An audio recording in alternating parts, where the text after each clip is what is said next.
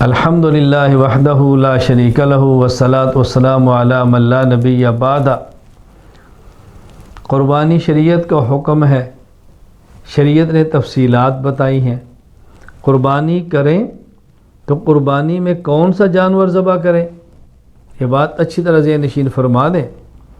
اونٹ، گائے یا بھینس، بھیڑ، بکری، یہ قربانی کے جانور ہیں۔ بھیڑ کے اندر دمبا بھی ہے، بکری کے اندر بکری کی ساری قسمیں ہیں، یہ 4 قسم کے جانور ہیں۔ نر اور مادہ ملائیں گے تو 8 بن جائیں گے، ویسے 4 قسم کے ہیں۔ نمبر 1 اونٹ، نمبر 2 گائے اور بھینس، نمبر 3 بھیڑ دمبا، نمبر 4 بکری کی ساری قسمیں، یہ جانور ہیں۔ قرآن کریم سورۃ الحج میں اللہ تعالیٰ فرماتے ہیں وَلِكُلِّ أُمَّةٍ جَعَلْنَا مَنْسَكًا لِيَذْكُرُوا اسْمَ اللَّهِ عَلَى مَا رَزَقَهُم مِّن بَهِيمَةِ الْأَنْعَامِ، ہم نے ہر امت کے لیے چوپایوں کے مخصوص جانوروں پر ایک میں سے قربانی لازم کی ہے، اس پر اللہ کا نام لیں اور قربانی کے اندر جانور ذبح کریں۔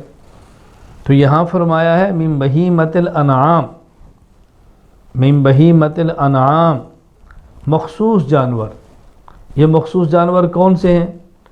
اس کی خود بذات سورۃ الانعام آیت نمبر 142، 43 اور 144 کے اندر موجود ہے۔ ثمانیۃ ازواج، فرمایا 8 قسم کے جانور ہیں۔ من الضأن اثنین و من المعز اثنین، 8 قسم کے جانور۔ نر اور مادہ بھیڑ، نر اور مادہ بکری، یعنی بھیڑ، دمبا، مینڈا، دمبی، نر اور مادہ، دمبی ہے، دمبا ہے، بھیڑ ہے، مینڈا، بکری اور بکرا۔ اسی طرح آگے فرمایا وَمِنَ الْإِبِلِ اثْنَيْنِ، اونٹ نر اور مادہ، وَمِنَ الْبَقَرِ اثْنَيْنِ، گائے نر اور مادہ۔ تو یہ جانور ہیں جو قربانی کے ہیں، اونٹ، گائے اور بھینس، بھیڑ اور دمبی یا دمبا، مینڈا اور بکری اور بکرا، یہ جانور بلا اختلاف۔ گائے کے علاوہ بھینس کے اندر بھی قربانی کرنی چاہیے، بھینس قربانی کا جانور ہے، اس پر مستقل ہمارے دلائل آ رہے ہیں انشاءاللہ العزیز۔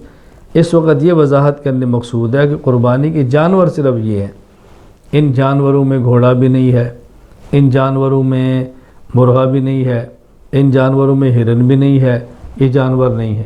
یہ جانور ہے جو آپ نے قربانی کے اندر کرنے ہیں، اونٹ، اونٹنی، گائے، بیل، بھینس، کٹا، بھینسا، بھیڑ، مینڈا، دمبی، دمبا، بکری، بکرا، یہ جانور ہیں۔